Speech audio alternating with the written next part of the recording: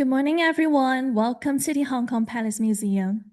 The Hong Kong Palace Museum aspires to become one of the world's leading cultural institutions committed to the study and appreciation of Chinese art and culture, while advancing dialogue among world civilization through international partnership. The museum is a collaborative project between the West Kowloon Cultural District Authority and the Palace Museum. Thank you for joining our HKPM talk series, The Role of Digital Technology in Heritage Preservation and Research in Museum and University. This event is jointly organized by the Hong Kong Palace Museum and University of Chicago. I'm Celia Wong, a Hong Kong Palace Museum student ambassador, and it is a great honor to be here with you all and be the MC today. Before we officially begin, I would like to say a big hello to those who join us through online. There will be a Q&A section at the end of the talk. For the on-site audience, please scan the QR code on the slip distributed at entry and submit your questions. And for the online viewers, you may submit your question through the Zoom webinar. Now, let me introduce today's moderator, Ms. Elizabeth O'Neill, the Executive Director Interim of the Hong Kong Jockey Club, University of Chicago Academic Complex, the University of Chicago Francis and Rose Yun campus in Hong Kong, onto the stage.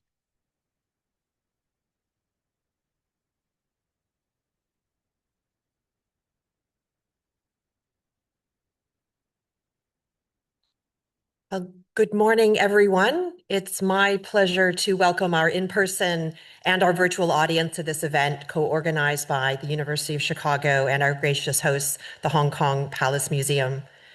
Today's session brings together leading museum professionals and scholars to explore how digital technologies are reshaping the preservation, study, and presentation of cultural heritage.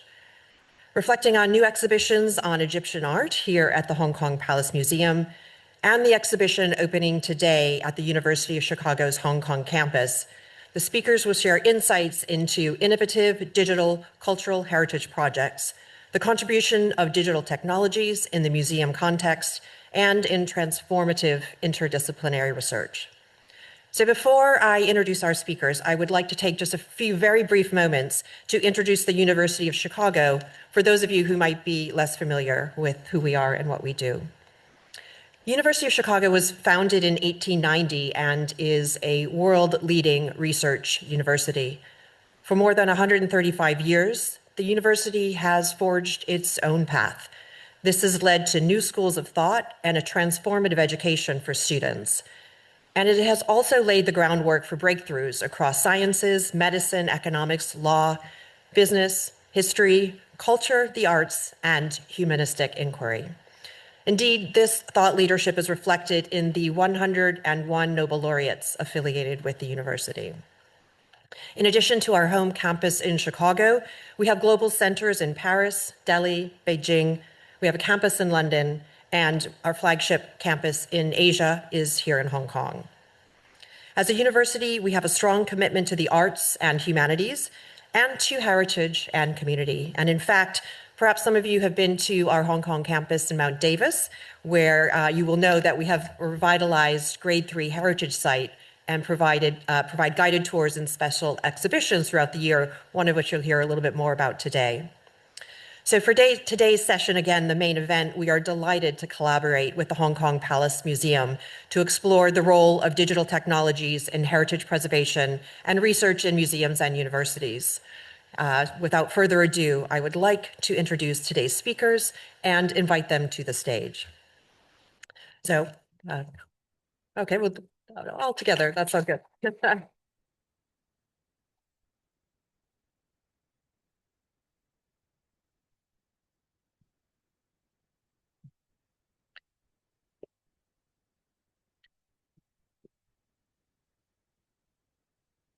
So first, I'd like to introduce Dr. Wei Chung Lin, who is an associate professor of art and history in the college at the University of Chicago. And he specializes in the history of Chinese art and architecture with a focus on medieval periods.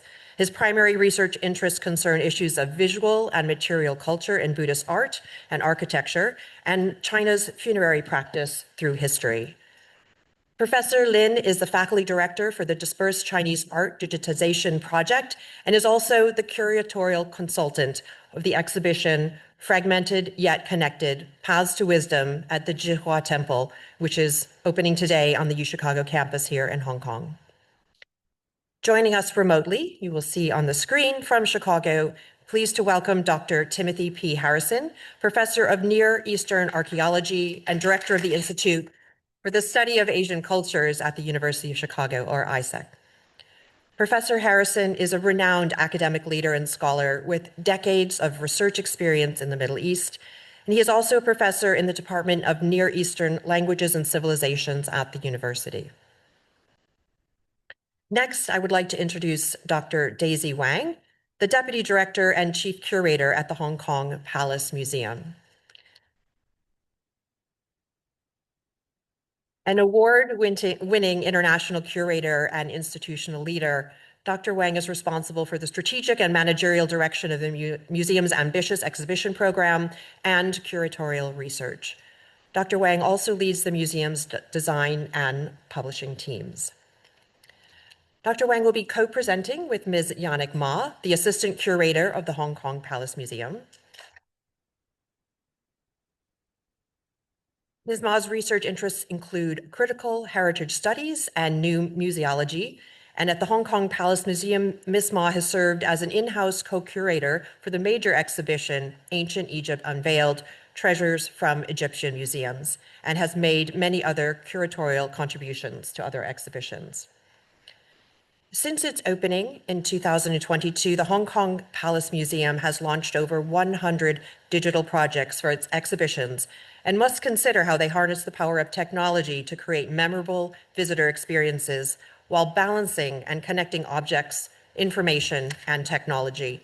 And I hope you will agree that the Hong Kong Palace Museum is the perfect partner to the university for this event, and we are delighted and most thankful that they have agreed to host us in this wonderful space. You heard earlier in terms of session format, we'll hear from our speakers, we'll go to a moderated panel discussion and have a chance for questions at the end. So do please submit your questions via the QR code or as instructed at the start. So we'd like to get underway and we'll invite Professor Lin to offer his remarks, followed by Professor Harrison and then Dr. Wang and Ms. Ma. So thank you very much. Before our speakers begin their presentation, please be reminded that photography and video recording is not allowed for this event. Thank you.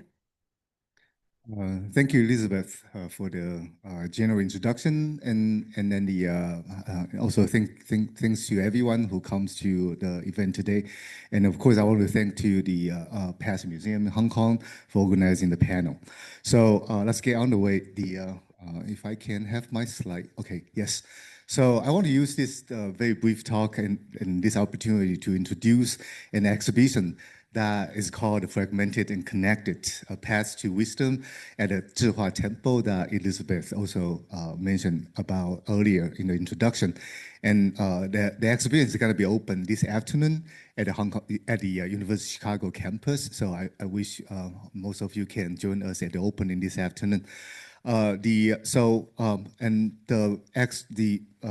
exhibition is part of the University of Chicago's effort in digital humanities, and then our project is under the broader name is called Dispersed Chinese Art Digitization Project. And primarily, our work, as I will show you in a minute, so it's using the digital technology to remarriage the dispersed Chinese artifacts with their site of origin.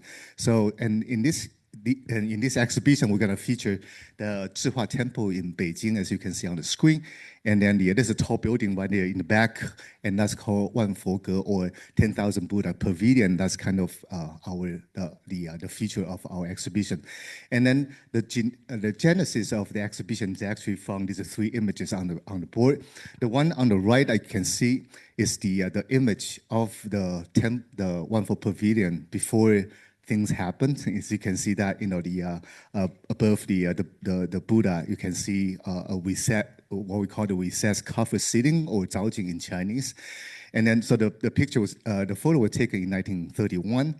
And then a few years later, of course, you can see now the Zaojing, the cover seating right now, since 1933, has been installed in the Temple Room Gallery at the Nelson Atkins Museum of Art in United States. And when I visit the temple for the very first time, 2014, you can see that the cover scene is gone already.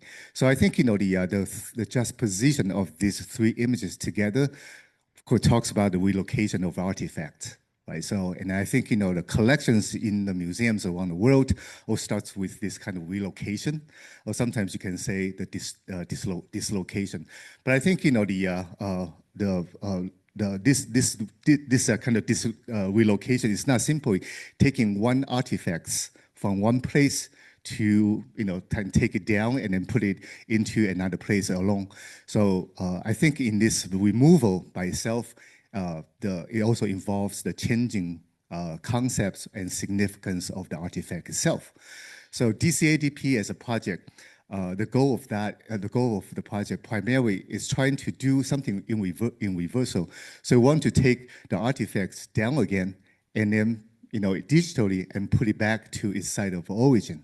But again, so when we remove one thing and put it in our context, it really involves two things. I think one thing is defragmentation, the other thing is recontextualization. And then when we do things in reversal, so the term that or the concept we like to propose is what we call the defragmentation. So the defragmentation is not to erase the trace of fragmentation, rather is to account for the both. So you have one thing on the right and the other thing on your left. So it can be layered in here, but it can be fragmented and yet they are connected. So I think the concept itself is not to think about how history destroys things. Rather, we want to use digital technology to think about how things can be recombined again, and so we can re-experience the artifact in its the original context. So to do that, our DCADP proposed two ideas. One is what we call the digital materiality, or a virtual materiality, and the other one is virtual visuality. So thinking about materiality and visuality digitally or virtually, rather than kind of, oftentimes we think about the one on the left, which is digitalized already, right, as a secondary to the one. We are hoping that, the replica that we made in the digital form can be a counterpart of the real thing. Right, so the counterpart can help us understand, the real things in what we call the virtually material sense. So let's see how we did it. So that's where the cover scene right now in the gallery. So as you can see that in the gallery, it's really a symbol of different things, including the murals from the Yuan Dynasty, and you have Bodhisattva, you have some other things put together as a context. So what we did is that we do a scanning of the entire host sites, and then we begin to, so that's kind of becomes a virtual kind of gallery, and then we did a kind of virtual research. So the one on the right you can see is the diagram they use to put things in the gallery. So we want to do a reverse way. So we try to calculate everything in a virtual sense. So if you know anything about a 3D model, so the 3D model actually can have all the measurements correctly, only in a different order in the virtual world, right? So we calculate everything in order to produce the model right there. But this model is not just kind of something for you to look at, but also you can take it apart. So you can take it apart from the bottom all the way to top. So now when I say the virtual materiality is precisely this, we can't really touch it. But in the virtual sense, we begin to understand how the artifact was made up virtually, materially, right? So, and that's one thing that we did. And then the second thing that we do is that we go to the temple. So our temple on the second floor is the pavilion, the floor where the cover scene comes from. So once you go into the space right now, you can see the above the Buddha. There's nothing right there, right? So and then our team also did a meticulous scanning of the entire whole sites, and slowly, of course, we put them in the virtual sense this way. So, and I think it's quite important. So for anyone who wants to go to a site or thinking about something that's very physical and material, you won't be able to see this. But then once we turn the things virtually, and then in a material sense, we can begin to see how the spaces relate to each other. So you can see that, for example, all these little dots that you can see, in the images, they actually represents the small kind of niche in each of which has a little Buddha. And altogether, throughout the first floor and second floor, there are 10,000 of them. That's the reason why it's called 10,000 Buddha Hall, right? So, but then, on the second floor, so it's right underneath the cover ceiling, which now is missing right there, is Vajrayana Buddha. So Vajrayana Buddha represents the Buddha of the entire universe, right? So it's right there, right there in the middle. It's supposed to be the circle supposed to be on the second floor right there. And then so once you go into the temple, the hall, from the first floor you have Shakyamuni Buddha, which is the Buddha of this world. You continue to walk on to the second floor, you have the Vajrayana Buddha on the second floor, and then go above, then you have actually the cover scene that represents the greater universe. But now the sitting is missing. So, but through the virtual sense, we'll be able to put it back. So now you have it there, right there, right? So, and then we have all the diagrams there for us to understand really materially, though it's not really physically, but I will argue that it's a virtual sense that we begin to understand the space and then things in there. And here, then that's kind of our final stage of reconstruction. And then once you go into the building from the first floor to a second floor, and then you can kind of is prostrate down yourself, in front of the Buddha, and then you can see the cover scene right above that. So this is kind of the entire sense that we turn things kind of backward, reverse the process, defragment everything, and yet produce a virtual world for us to walk into that. So just a little kind of video for us to look at. So once you walk up to the second floor, you walk slowly, you see the three kind of Buddhas, and our cover scene right now is in place already, right? So slowly, and then you can walk through, and of course, what you're seeing right there is a simulation.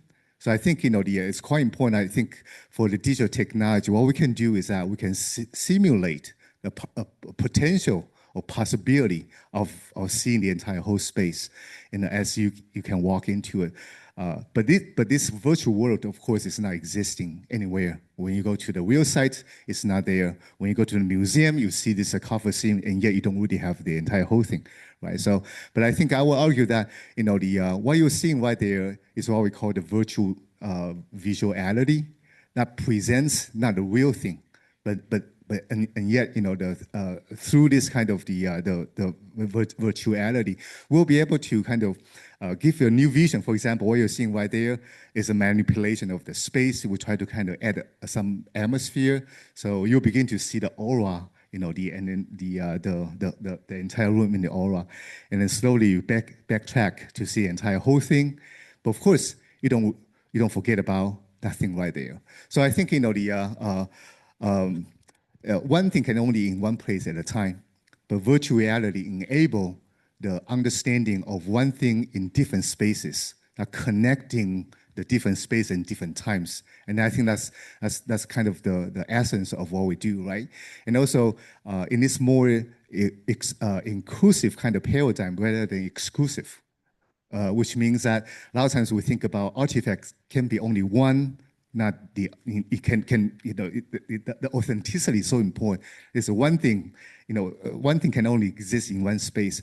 But if we think about more kind of inclusively, then we can begin to think about an artifact as almost like a person who travels from one side to the other side.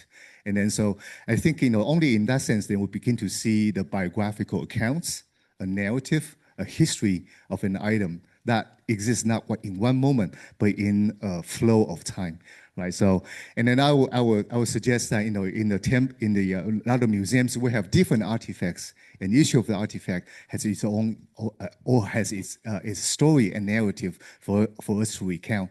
And then I think that's kind of the beauty of the kind of digital technology that can help us to reconstruct not only the space and then the artifact, but also its history and its meaning. Thank you.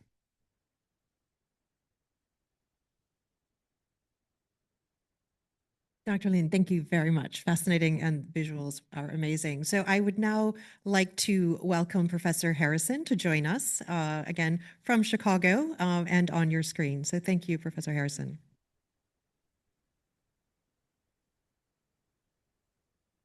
Good evening from Chicago, or good morning there in Hong Kong. It's a real pleasure to join you today and on this discussion about the role of digital technologies in heritage preservation and research in museums and universities. Let me share my screen here. As repositories of environmental and human history and culture, museums are uniquely positioned to participate meaningfully and substantively in the rapidly expanding frontier of computational data-driven knowledge discovery. And this morning, I want to take things in a slightly different direction than my colleague did with the imaging. I want to look at the deep time perspective and richly textured empirical record of carefully curated museum collections that afford us the opportunity, I believe, to contribute to the investigation of complex global issues, ranging from human environmental interaction and climate change to health and nutrition, urbanization, and infrastructural development, as well as complex societal challenges such as conflict, inequality, and migration. The widespread and expanding destruction of cultural heritage is another topic I want to touch on very briefly, which is an especially acute crisis in the part of the world where I work, which is the Middle East. So just a brief background, we've already mentioned, I'm at the Institute for the Study of Ancient Cultures, formerly the Oriental Institute, perhaps more familiar. And it is, in addition to a research institute, has a large collection from the Middle East, curated over more than 100 years of active field research in the Middle East, with extensive collections from pretty much every cultural sphere and civilization in the Middle Eastern and Eastern Mediterranean context. It also has a very rich history of pioneering exploration and discovery. Perhaps the most famous is the epigraphic survey that was and is continued to be conducted in Luxor, Egypt, and it has this one I singled out partly because we'll come back to this in a couple of minutes. Connects very specifically to the on one of the important parts of the exhibition that is opening there at the Hong Kong Palace Museum. And that is that what you're looking at in this slide is the ongoing work of the epigraphic survey at the Temple of Medinat Habu, mortuary temple complex of Ramses III. The Institute also has participated in groundbreaking interdisciplinary research, perhaps most famously associated with the working closely with Libby in the development of radiocarbon dating, which led to the Nobel Prize in Chemistry in 1960. These carefully curated, excavated, and curated and analyzed data sets over 100 years have developed and emerged now into an enormous and very diverse body of data. And this is something that we have begun to get actively involved in recent years, beginning to transform this data, much of it originally collected in a analog form, and moving it into a computational digital environment. And this has enabled us to begin becoming more actively involved in these kinds of large, complex global issues. I just cite here some very quick examples. This project, the Crane Project, involving large-scale data analysis and the reconstruction of human environment interaction in the Middle East. It involves climate data, but also extensive settlement pattern and archaeological sequences from various regions of the Middle East. Other projects that I could name that are ongoing at the Institute that involve this kind of digital data, curated, as I said, from our excavations in the collections of the museum, are an ancient DNA project that's ongoing, looking at genomes, migration theory, and actual patterns of migration, and the culture as it relates to the cultures and early civilizations of the Middle East.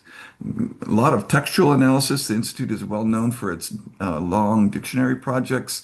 These have now begun to engage very actively with artificial intelligence, dealing with problems of heterogeneous ontologies. I don't have time to explain all of that here this morning, but very briefly, just give you one quick example where this is happening.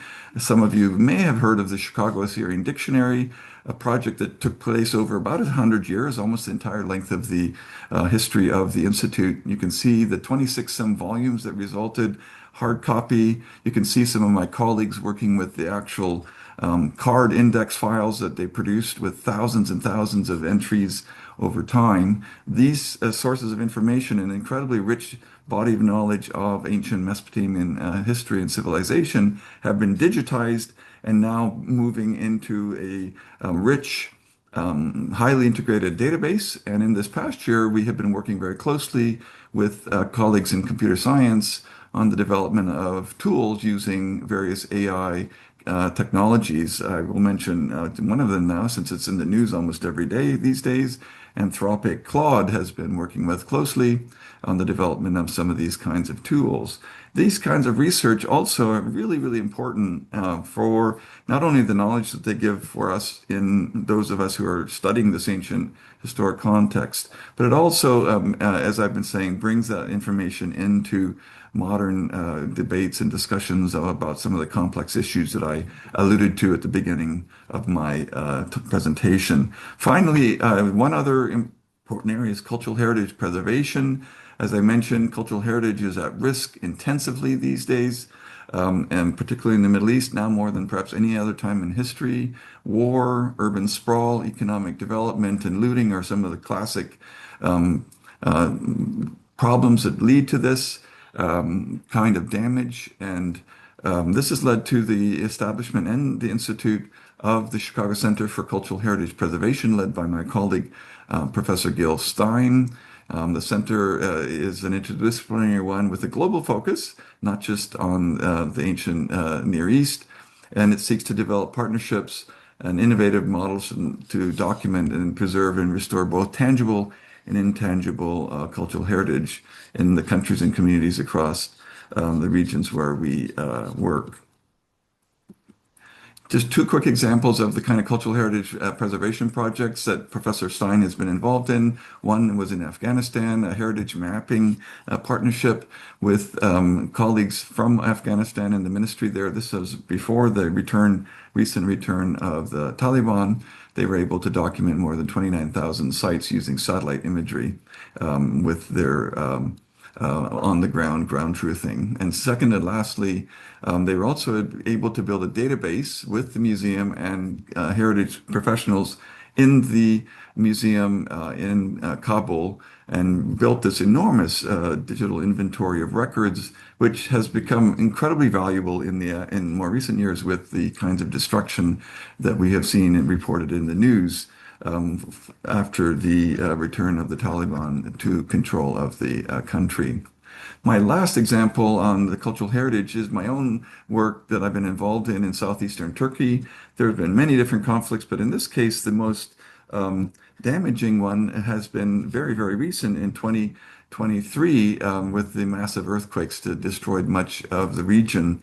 And we've been working very closely with local cultural heritage professionals and museum specialists to try and bring together the broken and damaged sculptures that we had been working on before the earthquake, trying to reconstruct them using various kinds of 3D digital imaging, also compositional analysis through XRF analysis. And just to kind of show you the possibilities here, we were able to find a fragment that is currently stored in the basement of the Institute from the 1930s excavations. You see it in the circle in the lower right-hand corner. And our own excavations that had been ongoing up until the earthquake had found this statue, and we were able to bring these two together using the digital technologies that I've alluded to, bringing pieces that were thousands of miles apart to try and help us get a better understanding of these very spectacular sculptures. And of course, the last example on this is the one that we're going to hear about next. And just very quickly, to give you a couple of quick comments about the colossal statue of Tutankhamun, which was excavated first in the 1930s by the then Oriental Institute, which enabled them in their excavations at Medinet Habu to uncover thousands and thousands of artifacts. This colossal statue of Tutankhamun was one of those finds. It was discovered in 1930. The original statue stands at over 5 meters in height and weighs approximately 6 tons. It was created during the reign of Tutankhamun and holds the distinction of being the tallest ancient Egyptian statue currently in the Western Hemisphere. Well, the reason I want to mention this briefly now before my colleagues present on the material from the Palace Museum perspective is that back in the 1930s, when they were trying to reconstruct this, they were able to use a second statue, which is now, currently housed as a part of the permanent collections of the Cairo Museum. And that work enabled them to reconstruct what you see here today in the right-hand image, which is what is on display in the Isaac Museum, which has then now allowed our colleagues there in Hong Kong to work with it in a digital environment. And I'll leave that to them and just want to mention thanks to all the many colleagues that are involved with working on these different projects. It's a collective exercise, and I want to acknowledge them as well here this morning. Thank you. So thank you very much, Professor Harrison. Fascinating, and thank you for building on Dr. Lin's presentation and sharing the wonderful uses of technology and the work that you do. And I will say for the audience, the slides work perfectly in the dress rehearsal. So we're so glad that you got them up and running. Thank you to the tech team as well. So I'd now like to welcome Dr. Wang, Daisy Wang, and Ms. Ma to present. Thank you, Elizabeth.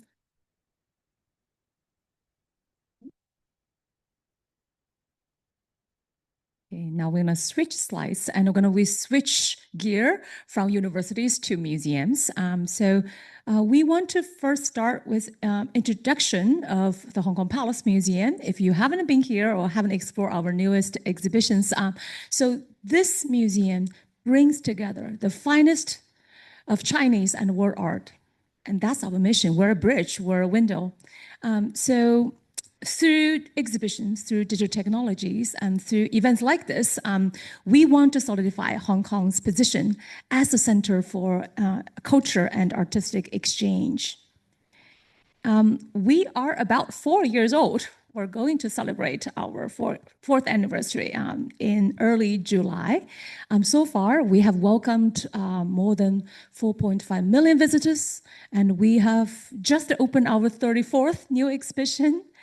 And we have done over 150 digital projects inside galleries for exhibitions. And we have partnered with many institutions for exhibitions and programs like this.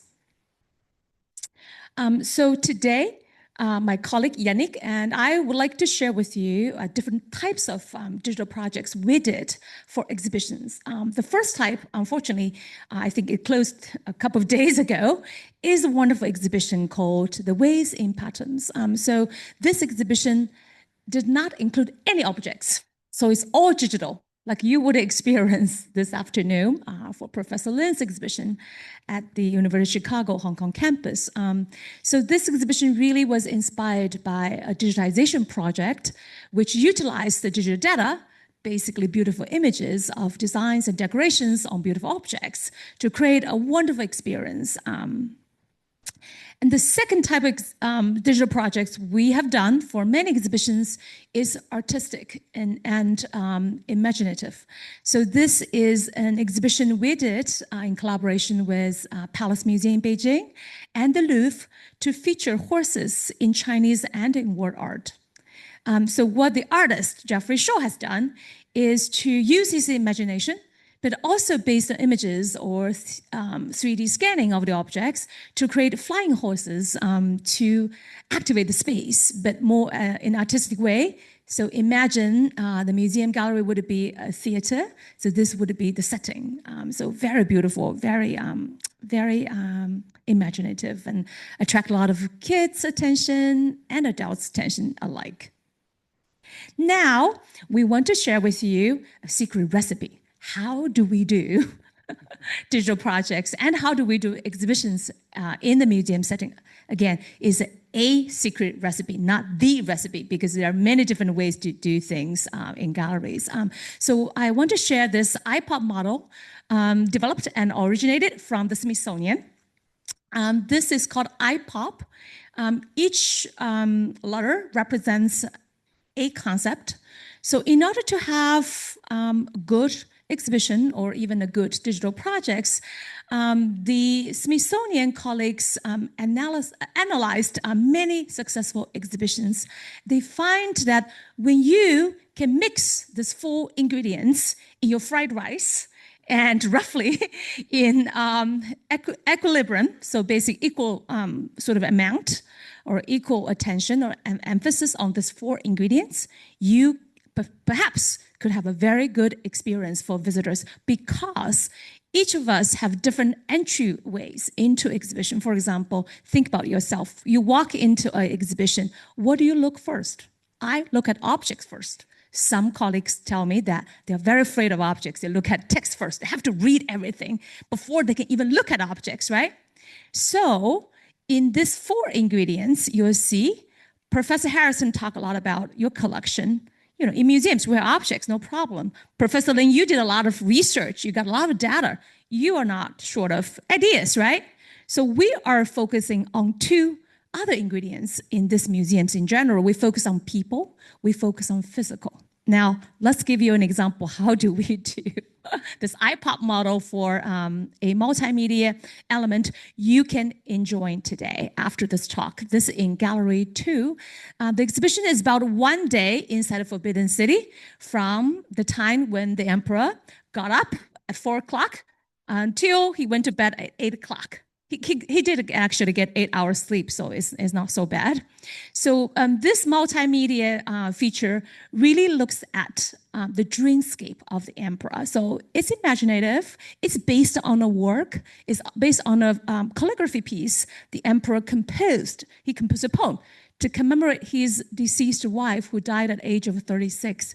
He missed her for decades, although he has many other wives. So he wrote in this poem that he dreamed of her, and when he woke up, he was in tears, his pillowcase was wet, and he missed her so much. So we translate this poem into a dreamscape, you know, has his wife's beautiful faces showing up and has his poems in this dreamscape. So we got a people story, right? So we have emotions. And then we also allow visitors, invite them to actually lay down this couch-like thing so they can rest and they can dream with the emperor. So that's the idea. So you got the physical and the people. And of course, we have the object, we have the information as well. Now I also want to share with you some of the research we have done, because we're a public-facing institution. Yes, you are public-facing, like this afternoon's event, but also you serve the faculty and the students alike. But we face a vast amount of diverse audiences. Remember, we welcome 4.5 million visitors. So our key research question is that inside the gallery, how would people approach objects and digital technology?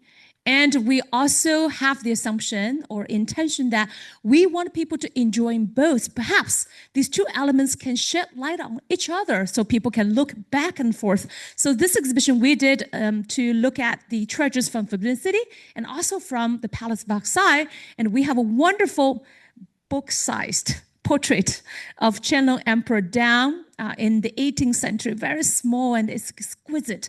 And you pass by easily without even noticing it, but it's very important. So we actually set up a screen next to it, 2 screens of the same program to encourage our visitors to look at both. Now we did we have the data here. Out of over 100 visitors, about half of them first look at the screen, and then 34% look at the objects, and not so bad. 20% look at the text. Expected. And then we also asked them, have you looked, not just what first, but what you actually looked at? You see that, most people look at the three things.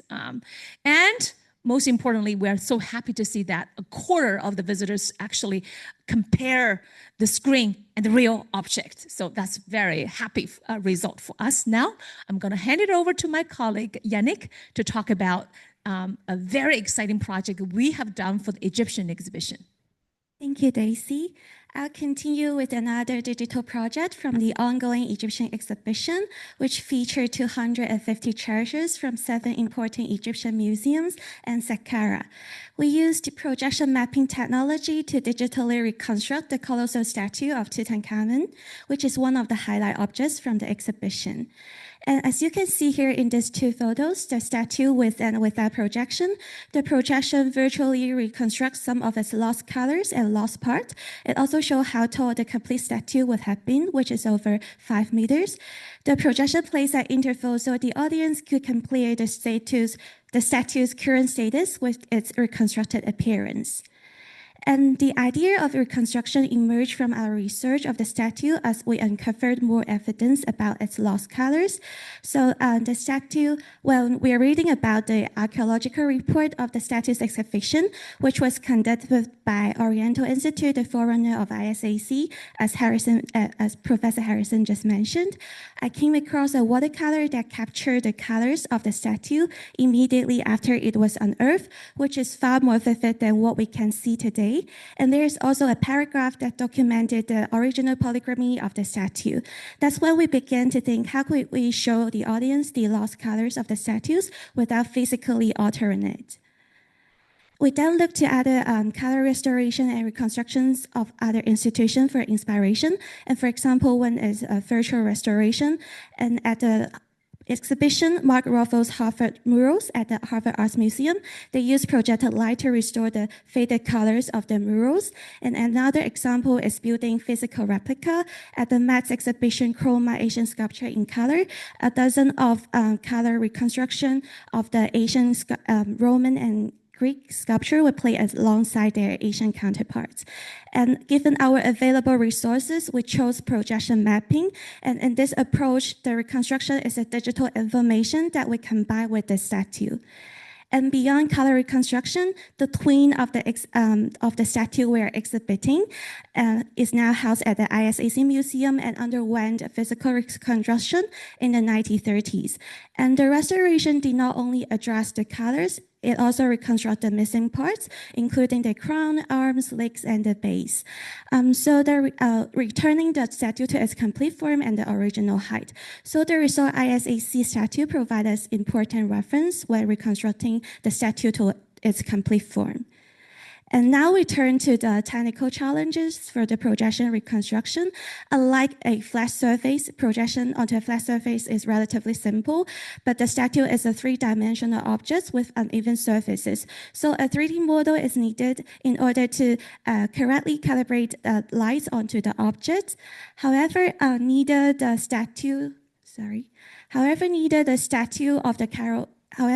Cairo statue nor the ISAC statue have been 3D scanned, and arranging for professional scanning wasn't possible within our time frame. So we need to build a 3D model from scratch. And for its general form, we refer to the photogrammetric models of the Cairo statue, and then we further digitally sculpted the geometry for rounds of adjustment with reference to the photographs of the Cairo statue from different angles. And for the missing part, we reference the photographs of the ISAC statue. Therefore, the 3D model we built is only a recreation of our hypothetical reconstruction. It's only for the foundation for the projection calibration, so it's not a metrically precise digital twin of the statue. And for the colors, we reference the watercolor and text description from the archaeological report.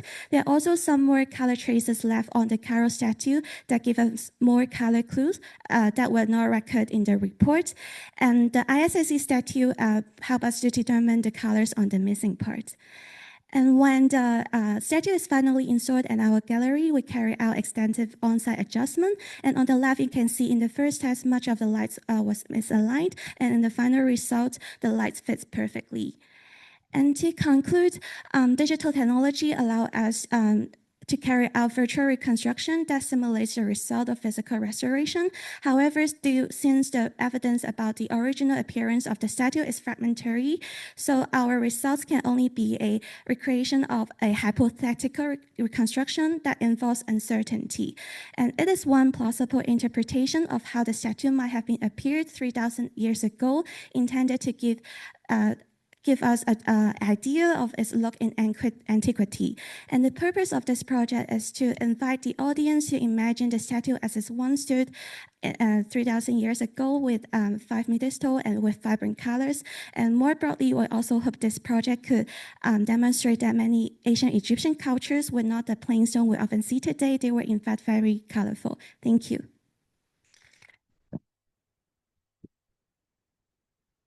Thank you very much. Thank you to all of our speakers and also for being such good timekeepers. That does give us a chance for question and answers. I'm going to kick us off with one question. I'll then go do a couple of audience questions. And if we have time, I'll do one final wrap-up question before we leave everyone to explore this amazing museum with the inspiration here this morning.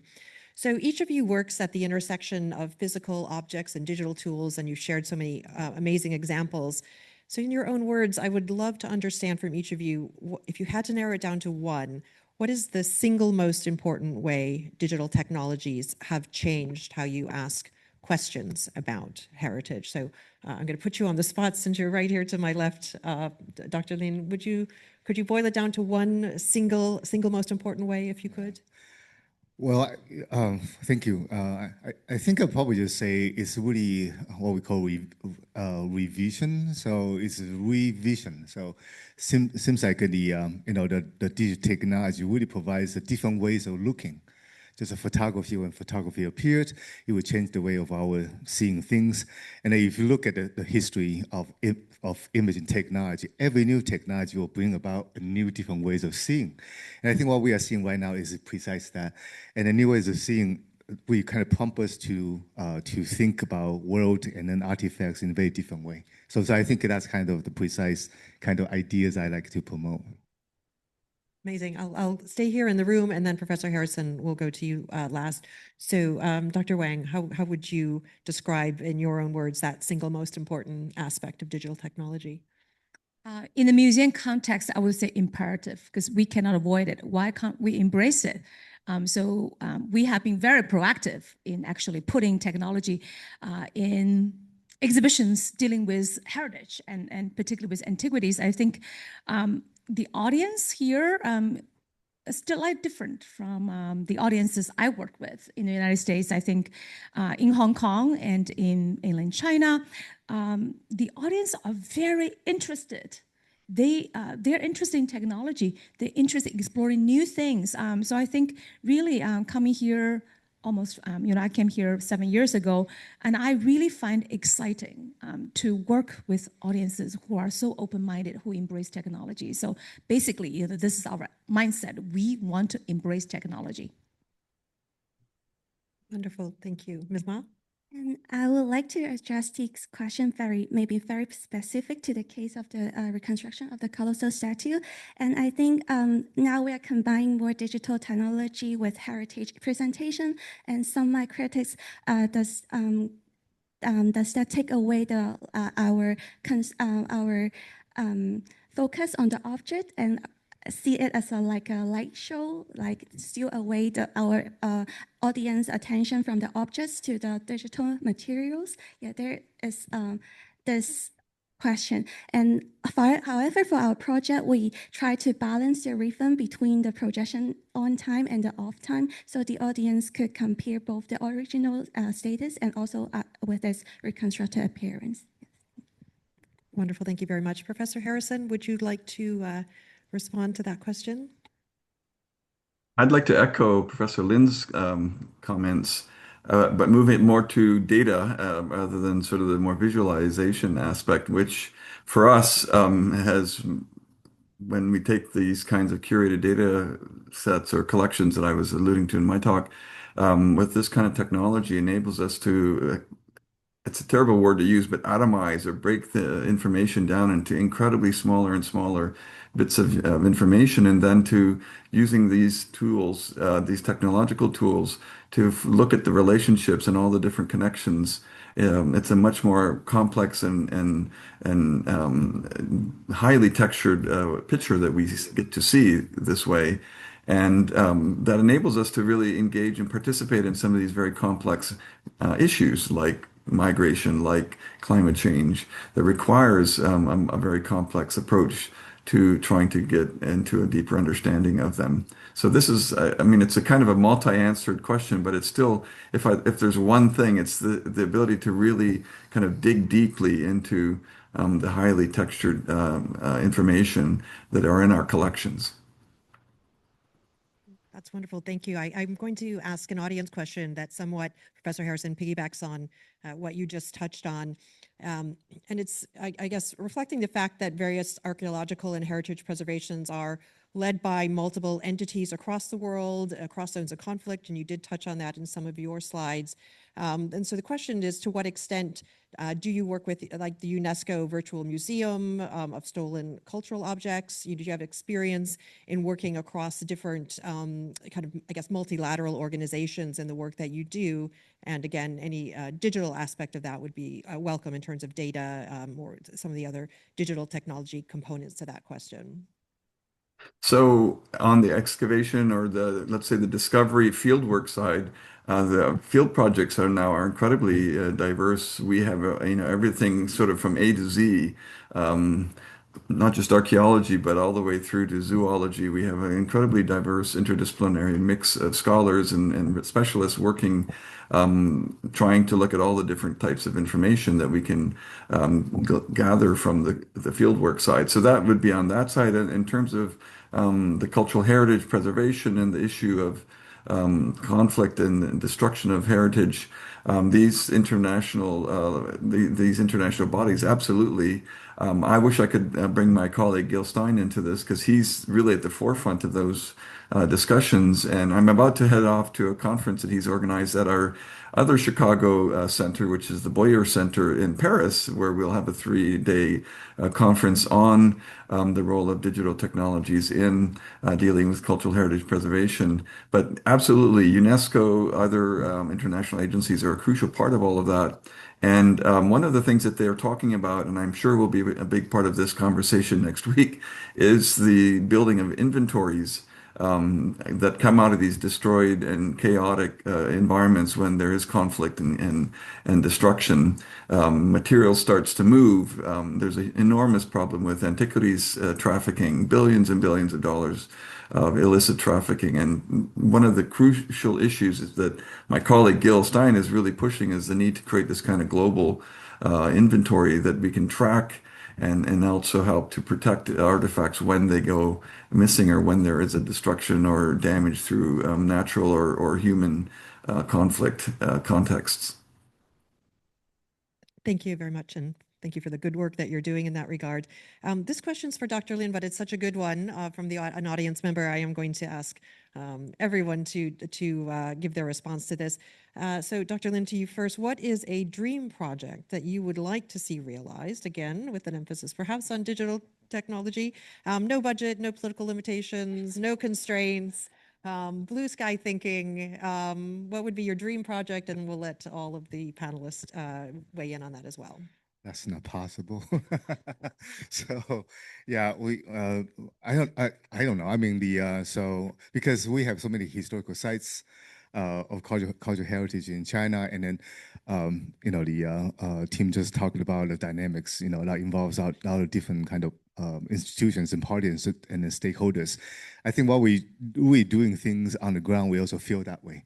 So there are a lot of restrictions, there are a lot of protocols that you have to get through. So thinking about dreaming about that is almost impossible. But I think I think ideally because digital technology is really about democratic, so it provides equal access for everyone to the cultural heritage of ours and also the world's, right? So I think that's kind of I don't really have one, but I just feel like if that's possible, that for every interest, the users and then viewers, they can access any way they want to do, and then I think that's kind of the reason why I want to use technology. Otherwise, you just go to sites to see yourself, or that probably will be more kind of the tangible. But I think technology for me is really it's a method. It's not a means. We don't build technology for its own sake. We build technology for the purpose, and the purpose is really to have everyone share that world heritage, Chinese heritage among those people in the audience. So I think that's kind of the dream I have. Wonderful, thank you, Dr. Wang. My problem is that I have too many dream projects, but also I have to also think about the practicalities as well. So one of my dream projects is to create an experience inside the Hong Kong Palace Museum that really can allow visitors to feel, to experience the architecture of the Forbidden City. Because we're a Hong Kong Palace Museum, we're not a branch museum. We have a lot of objects. But how we don't have those interiors and exteriors of the buildings, as Professor Lin just showed. So what about a project that really you don't have to travel to Beijing? I know you want to travel to Beijing, that's great too, but not everybody can also travel every day to Beijing. But what about they can touch the virtual walls, they can touch the virtual objects, and they can sleep on the real bed of the emperor? But in general, what I'm hoping to do is that in our future projects with the contents, with basically Palace Museum themes, we would create more experiential exhibitions for our visitors so they can really experience all the sensory things inside Forbidden City. I have never been successful of activating the sense of smell, but hopefully virtually we can also do something in the future. Love that, thank you. Ms. Ma, and then Professor Harrison.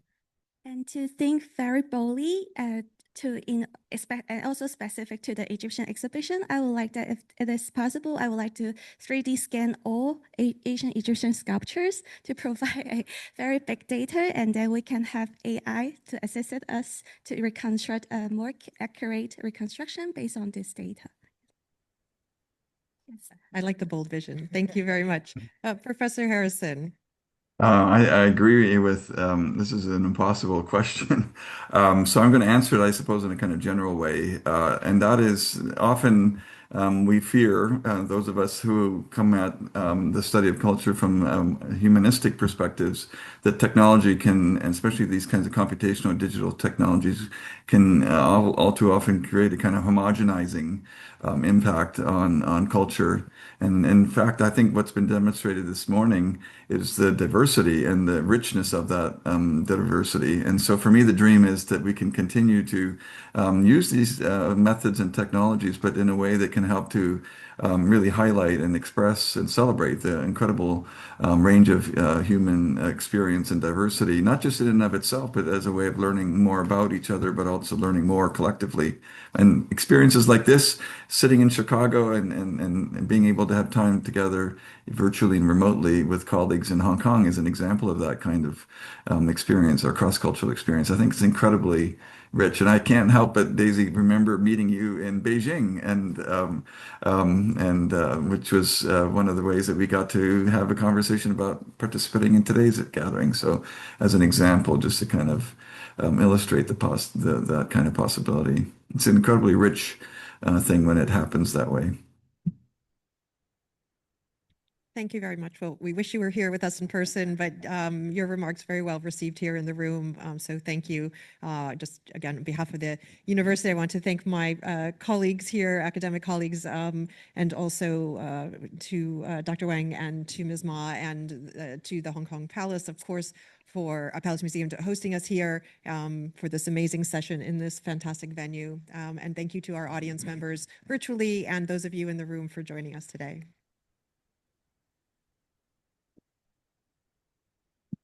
What an amazing discussion.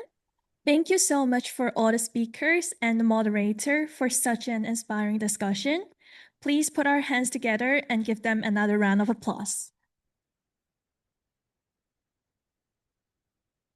Time flies. This Zoom webinar is now coming to an end. Thank you, Dr. Harrison, for joining us from the US, as well as all our online audience. See you next time.